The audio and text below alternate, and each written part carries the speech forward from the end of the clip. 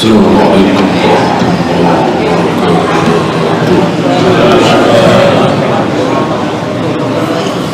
Innal hamdalillah nahmaduhu wa nasta'inuhu wa nastaghfiruh wa na'udzu billahi min shururi anfusina wa min sayyiati a'malina. من يهده الله فلا مضل له ومن يضلل فلا هادي له أشهد أن لا إله إلا الله وحده لا شريك له وأشهد أن محمدا عبده ورسوله وبعد. Terakhir tentang Al-Jasad, dia seorang sahabat yang pandai bersyair, bernasib. Nabi pun tertarik mendengarkan. Kalimatnya bagus, menarik, dan bahasa Arab luar biasa di dalam hal penyusunan kata.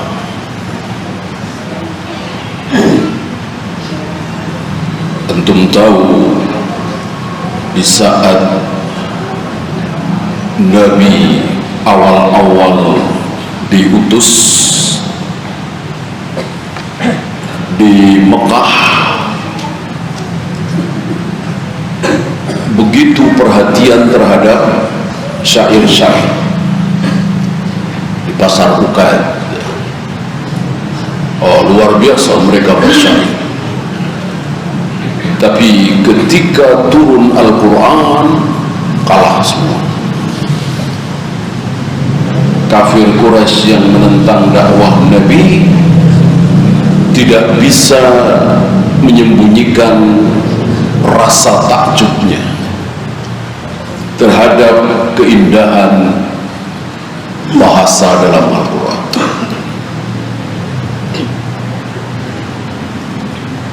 Terus sampai zaman beliau, zaman Ibnu Jauzi ini. Nah, waktu itu An-Jasah bersyair dengan kalimat yang indah, yang bagus. Begitu Nabi melihat siapa? Istri-istri beliau datang, langsung beliau menyetop. Jangan teruskan, ya. Jangan engkau pecahkan kaca Qawarid. Ini menunjukkan apa? Bahwa Nabi faham wanita itu lemah, bukan cuma fisiknya, hatinya pun lemah. Oleh karena itu mudah menangis karena lemah. Beda dengan laki-laki kuat, maka tidak mudah menangis. Maka laki-laki yang menangis dalam urusan dunia tercela, tapi akan terpuji ketika menangis dalam urusan akhirat. Takut neraka, takut azab kubur, takut membayangkan dirinya tidak berhasil melewati sirat, takut nanti timbangan kebaikannya menjadi ringan, dan seterusnya. Ini laki-laki yang terpuji, yang mulia, ya.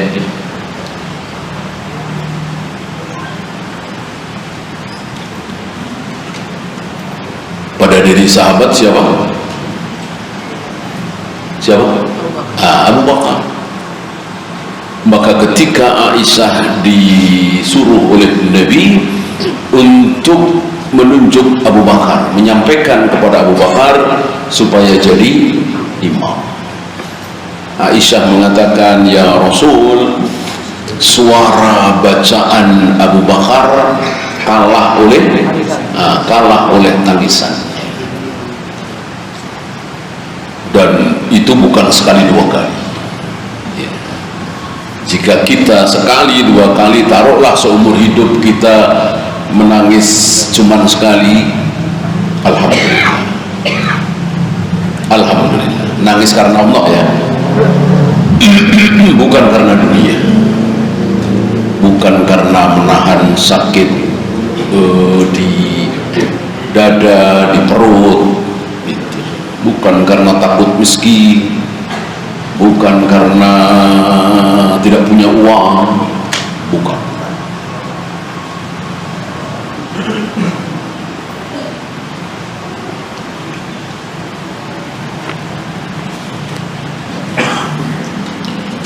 Nah, oleh karena itu para ulama membahas tentang tarekat-tarekat sufiyah yang sering menangis, gitu. Kan seperti itu ya, zahirnya seperti itu. Beda dengan ahlus sunnah, ulama ahlus sunnah tidak terlihat oleh manusia, tidak terlihat oleh jamaah ketika menangis. Kalau tarekat sufiyah memang seperti itu, dipamerkan ya. Ulama ahlus sunnah tidak. Kemudian beliau melarang Abu Bakar. Saat Abu Bakar melarang dua jariyah. Apa jariyah kemarin? Ya, gadis kecil yang memukul-mukul duf saat hari Mina. Hari Mina itu 11, 12, 13. Kalau 10 hari Nahar, empat-empatnya hari raya. Kalau Idul Fitri hari rayanya berapa hari? Idul Fitri hari rayanya berapa hari? Satu. 2 Syawal sudah bukan hari raya. Ya cuma di kita aja ditambah-tambah ya. Jadi 5, jadi 7. Padahal Idul Fitri cuma 1 hari. Tanggal 2 puasa lagi sudah boleh. Beda dengan Idul Adha berapa hari? 4 hari. 10, 11, 12, 13. Tanggal 13 sudah mulai puasa boleh? Belum boleh. Masih haram berpuasa karena masih hari raya. 4 hari. Di kita kebalik. Di kita justru Idul Fitri yang lama. Idul Adha sebentar.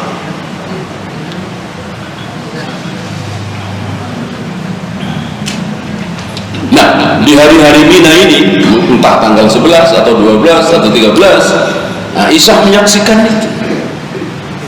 2 jariyah memukul-mukul duf sambil bersyair. Begitu Abu Bakar datang,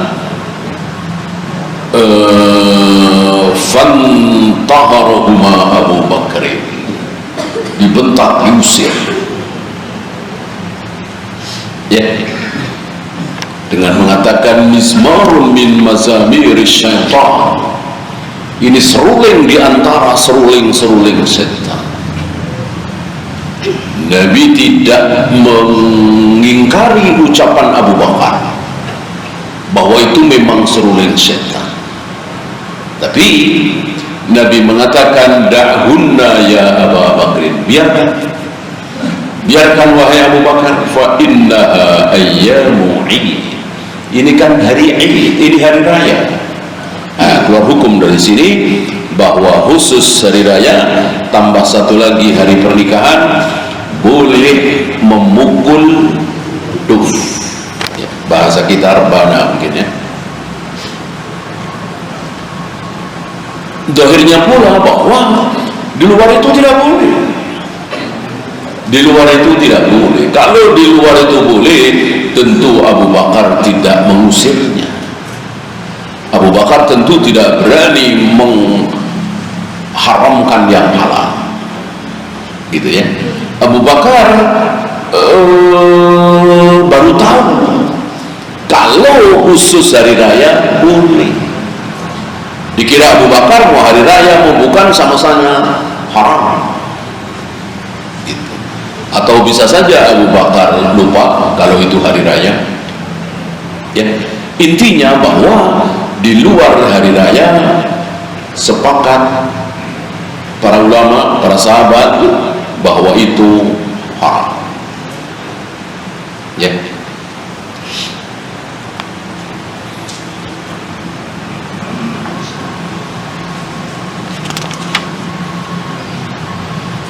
Kemudian Imam Ahmad, ya, ini menarik apa yang terjadi pada diri Imam Ahmad ketika ditanya tentang nasyid. Sekali lagi bukan nasyid seperti yang kita dengar hari ini, ya.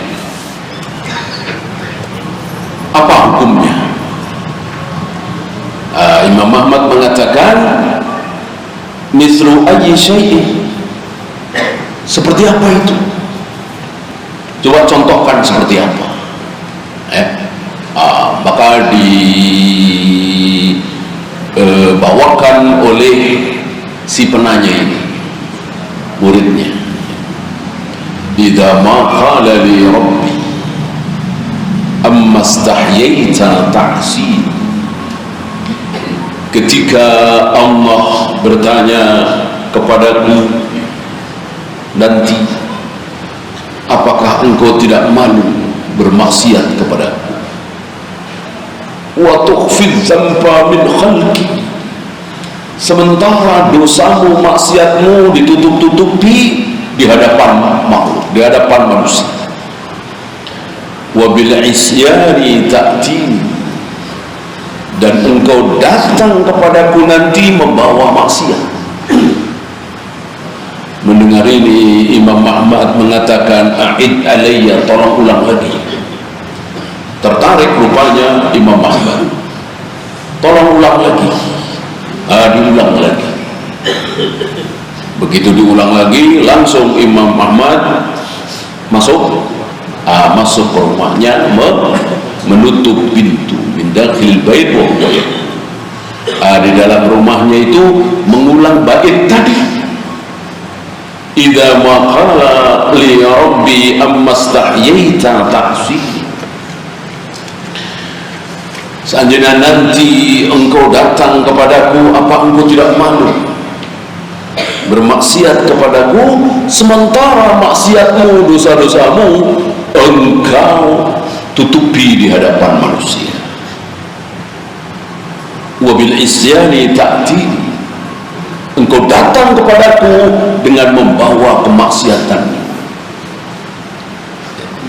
Diulang oleh Imam Ahmad sambil menangis. Fasami'tu nahibahu, terdengar isak tangis. Ya, inilah imam, inilah murid dari Imam Syafi'i.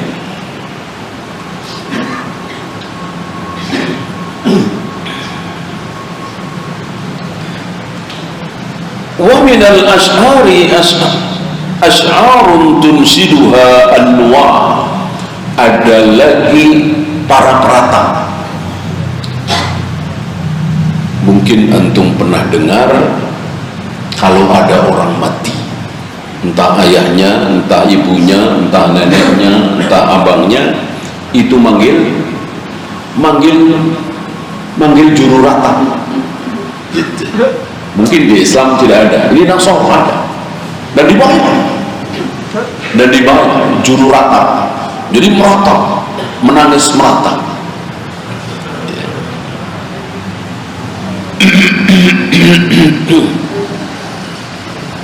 disebut-sebut kebaikannya, gitu. Biar ayahnya itu, ibunya itu yang meninggal seolah seperti orang besar, orang baik. Orang besar, orang baik, kalau meninggal kan banyak yang meratapi, tapi nggak disuruh, nggak di style, dan tetap itu tidak boleh. Jadi Nabi mengatakan wajibat. Nabi sedang bersama para sahabat, kemudian ada jenazah yang diusung. Sebagian sahabat memuji-muji jenazah yang baru saja diusung itu. Kenal ya, dia baik, dia jujur, dia dermawan, dipuji-puji. Nabi mengatakan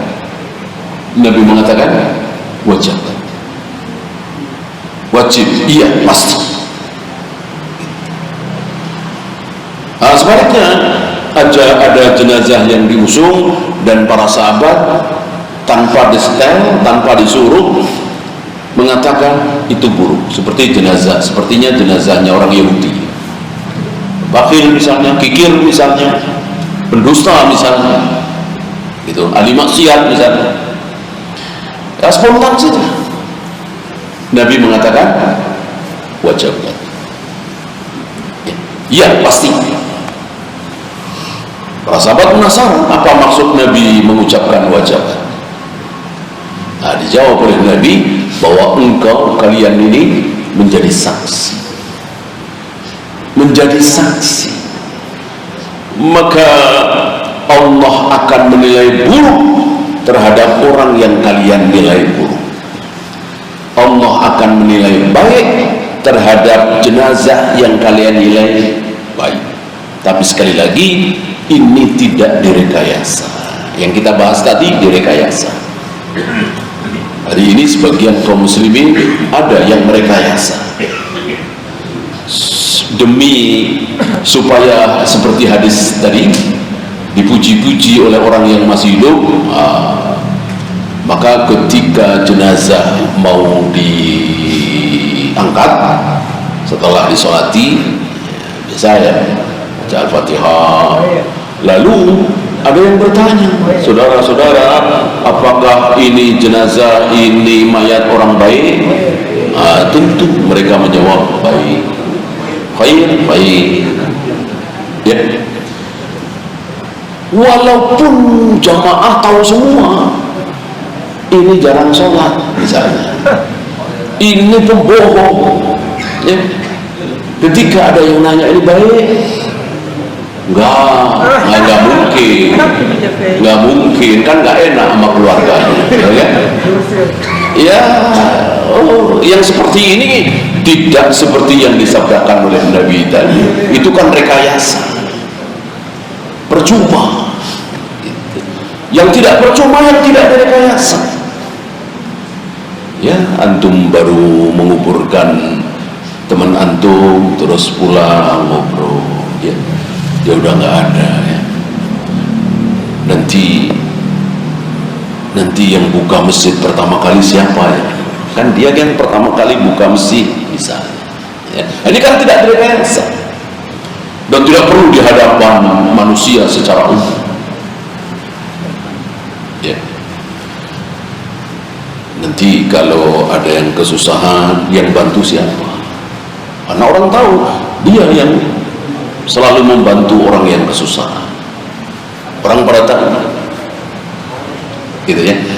Ini yang dicatat, yang diaminkan oleh malaikat itu yang seperti itu, bukan yang direkayasa tadi.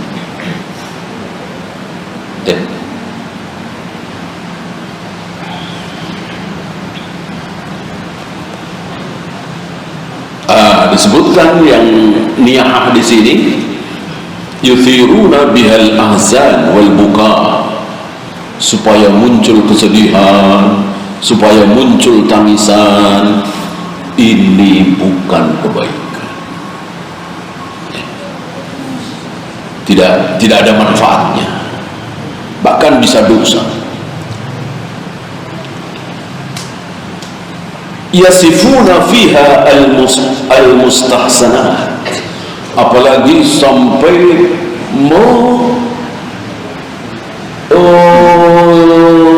nyanjung-nyanjung kebaikan-kebaikan fisik. Kalau sekarang kan banyak syair itu kisahkan bagaimana keindahan hidungnya, bagaimana keindahan wajahnya, bagaimana keindahan rambutnya, dan seterusnya dan seterusnya. Ini yang haram. Ya. Padahal biasanya bohong dan berlebihan. Gitu.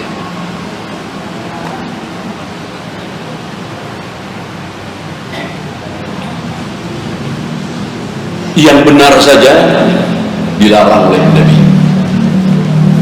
Masih ingat hid ha ya ta? Dia seorang sahabat yang apa istilah kita, melambai, ya, bencong, gitu. Dari dulu memang ada. Antum jangan mengira bahwa waria itu, banci itu cuman ada hari ini. Di zaman Nabi ada, namanya hid. Ya, ya kelihatan lah dari cara omongnya, dari tindak tanduknya, ya. Apa istilahnya, tulang lunak gitu ya. Tapi nggak dibikin-bikin, emang seperti itu. Ya. Nabi membiarkan.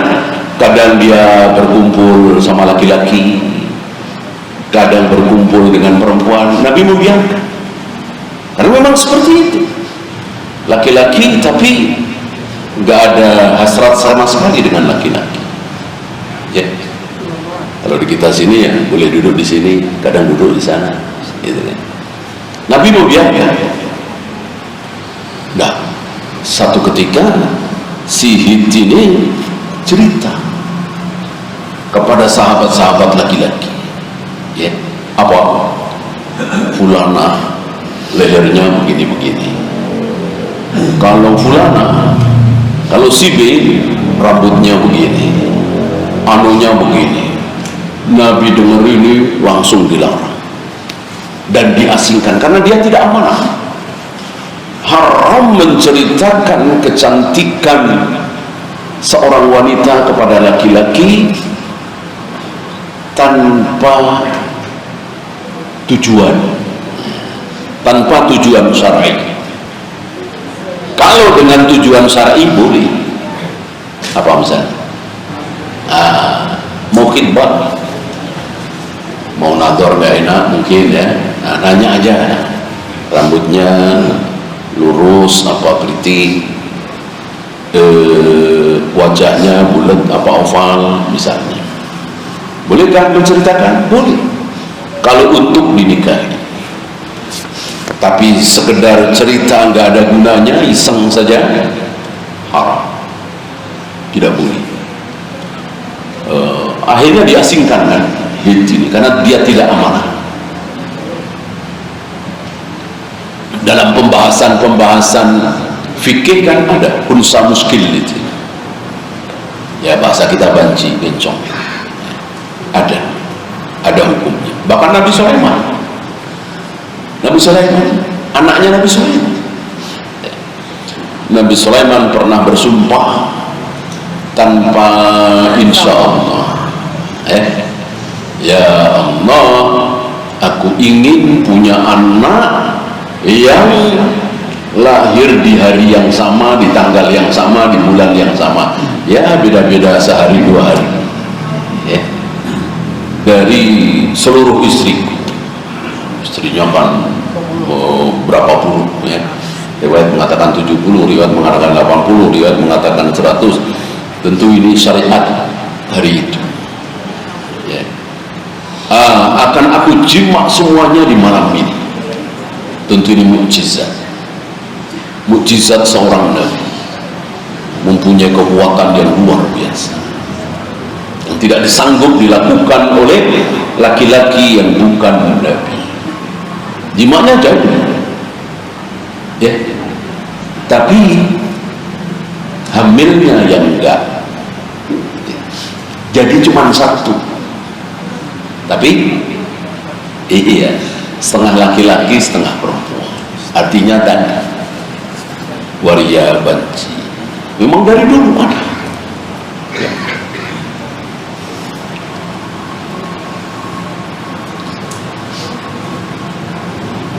Yang haram ketika dia melampiaskan ke tempat yang haram ya, mentang-mentang dia bernafsu dengan sejenis dia lampiaskan, ini yang haram ya. Nggak usah sejenis, lawan jenis tapi bukan istrinya, boleh apa tidak? Nggak boleh. Lawan jenis tapi bukan suaminya, bolehkah? Ya tidak boleh, sama-sama haram.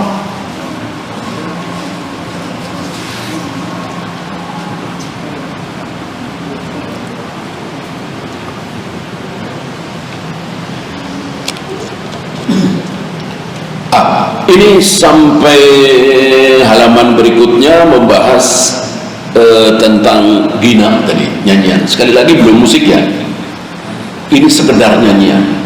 Kalau musik kan sudah jelas kemarin hadisnya. Yastahilluna al-hirra wal harira wal khamra wal ma'azif, bahwa kelak akan datang satu kaum di mana kaum ini akan menghalalkan sutra, menghalalkan zina, menghalalkan khamr, satu lagi menghalalkan ma'azif, alat musik.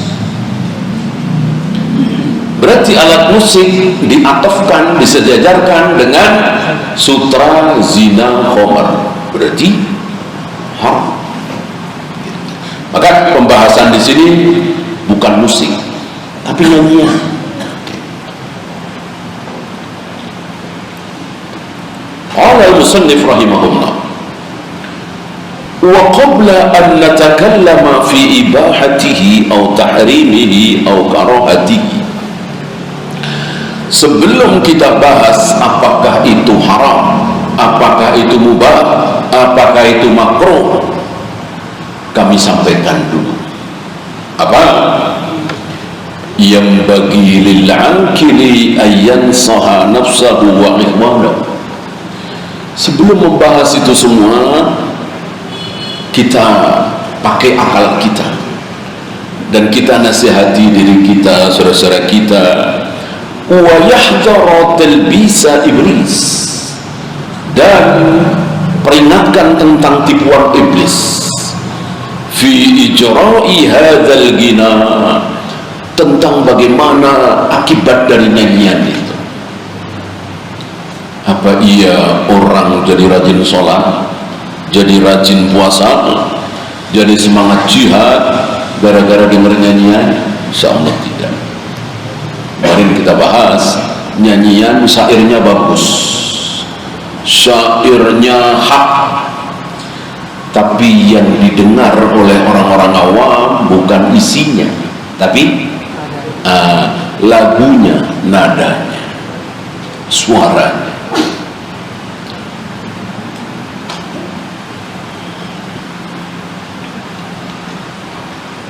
Fala yahmilul kulla muhmalan wahidan, maka jangan sekedar misalnya mengatakan qad abahahu fulan wa karihahu fulan. Betul, ulama fulan mengharamkan, tapi kan ada yang menghalalkan. Nah, jangan seperti itu.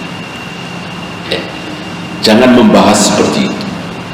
Pembahasan kita orang-orang awam yang bukan ulama lebih baik memakai kehati-hatian. Kita kan bukan ulama nih, kita ambil langkah hati-hati. Ambil contoh misalnya urusan dunia, makanan, minuman, pakaian. Hukum asalnya apa? Hukum asalnya apa? Mubah kan? Makan apapun, minum apapun, pakai pakaian apapun halal. Mengharamkan harus bawa dalil. tiba-tiba ada dua ulama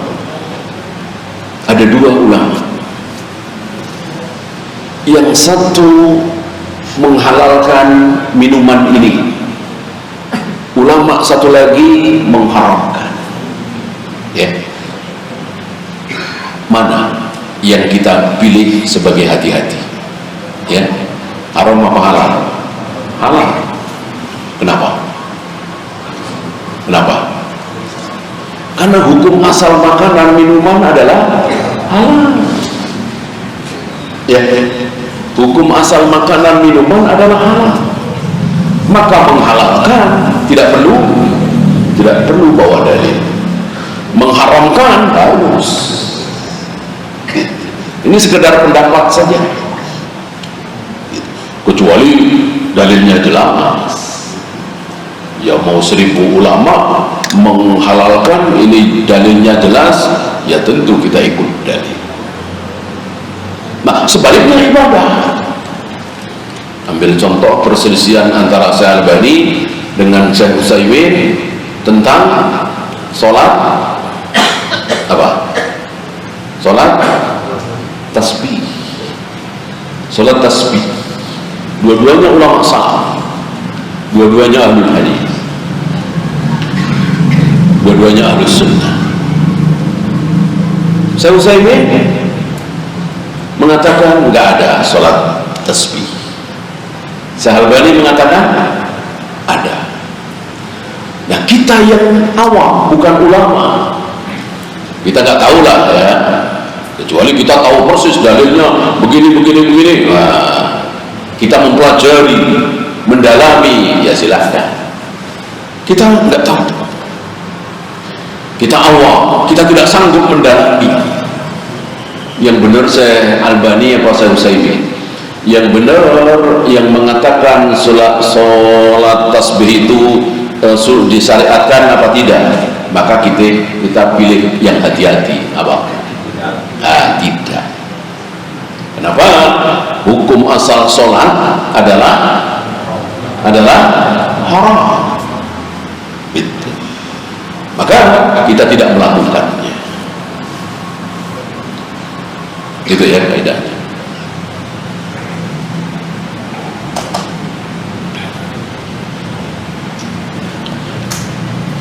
Wa ma'lumun anna tiba'al adamiyyin tataqarrab. Kita semua tahu bahwa sifat anak Adam itu,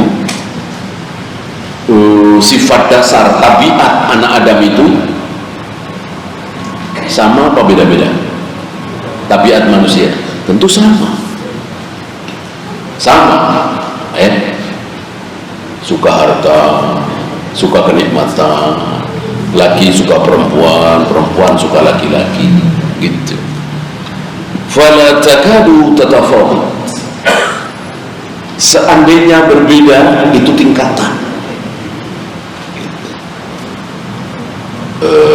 Si fulan semangat sekali cari duit, si B lebih semangat lagi, si C lebih semangat lagi. Adapun suka uang, suka harta, sama. Ya, fitrah manusia. Bagaimana anak-anak? Sama. Ada syubhat mengatakan anak-anak zaman sekarang dengan anak-anak tahun 70-an, 80-an beda. Cara mendidiknya, cara mengarahkannya beda. Betul? Salah. Mau tahun 70-an, mau tahun 40-an, bahkan zaman Nabi. Sama apa bedanya? Sama. Ikuti Nabi SAW. Bagaimana Nabi memaklumi anak-anak. Nabi tidak marah ketika Ibnu Abbas mengatakan nggak mau. Ketika Ibnu Abbas diperintahkan oleh Nabi untuk memanggilkan seorang sahabat, kalau tidak salah Muawiyah, Ibnu Abbas mengatakan aku nggak mau. Ya, Rasul tidak marah karena anak-anak. Walaupun Ibnu Abbas dalam hati tidak mungkin aku menolak perintah Nabi SAW. Akhirnya dicarikan, ya. Lihat Nabi SAW. Oleh karena itu kita contoh Nabi. Anak kita umur kelas 2 SD atau kelas 3 SD, ayo ikut ayah jamaah di masjid kayak biasanya. Nggak mau? Langsung copot sendal, langsung gabung. Ya, kalau sudah 10 tahun, mungkin kelas 5, kelas 6, ya, ini baru kelas 1 atau TK. Kalau nggak mau, tidak boleh dipaksa. Lihat Nabi terhadap Ibnu Abbas. Maka sebuah kesalahan kalau ada orang mengatakan beda zaman Nabi dengan zaman sekarang, beda. Tidak, ya, teknologinya ya beda, alat transportasinya betul beda, alat komunikasinya betul beda. Adapun manusianya sama, fitrah manusianya sama. Kemarin Aisyah di hadapan Nabi sudah jadi istri Nabi, tapi tetap masih kecil. Masih ingat Aisyah dinikah oleh Nabi, ijab kabulnya, akad nikahnya umur berapa? 6 tahun. Kemudian serumah dengan Nabi, sekamar dengan Nabi usia 9 tahun. Masih anak-anak, 9 tahun, 10 tahun. Maka Nabi membiarkan Aisyah memiliki mainan, padahal patung gitu kan, patung kuda, dibiarkan oleh Nabi SAW. Nah, termasuk 2 jariyah kemarin. 2 jariyah itu gadis kecil, anak-anak, mungkin sepantara Aisyah radhiyallahu anha, dibiarkan oleh Nabi SAW.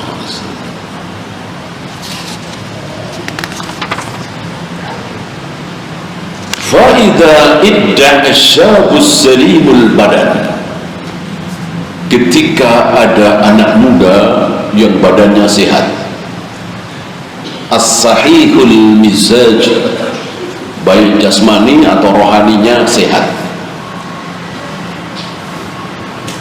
annal mustahsanati la tuz'iju, lalu dia mengatakan bahwa aku tidak tertarik dengan keindahan-keindahan, termasuk keindahan kecantikan seorang wanita. Wala tu'athiruhu indahu, tidak berpengaruh bagiku. Wala tadurruhu fi dinihi, tidak akan mempengaruhi agamaku. Kadzabnahu, kami dustakan dia. Dusta itu fitrah manusia. Lima na'lamu min istiwa'it tabai, karena tabiat laki-laki, tabiat anak muda seperti itu. Kalau toh tidak tertarik, tidak mempengaruhi agamanya dan seterusnya, berarti dia tidak normal, ya.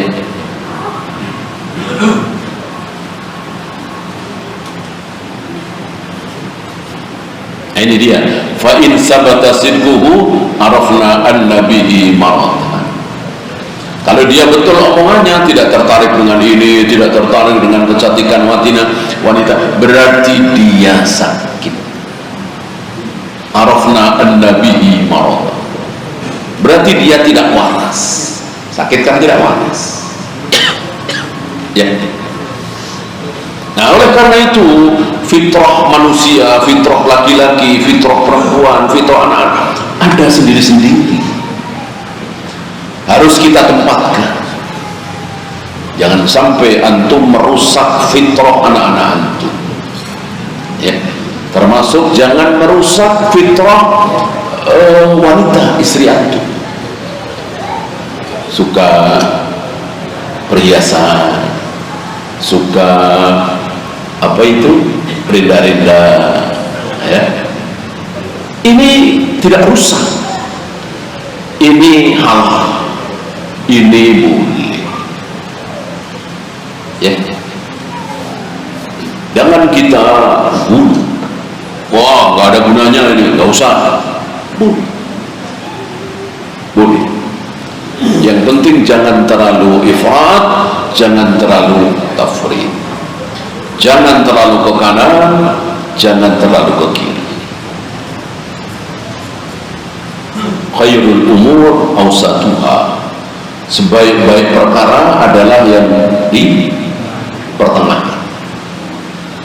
Ketika antum tidak terlalu ke kanan, tidak terlalu ke kiri, insya Allah antum berada dalam kebaikan. Tidak terlalu bulu, tidak terlalu tafrid. Ya, insya Allah kita cuman sampai azan ya. Ada pertanyaan, silakan.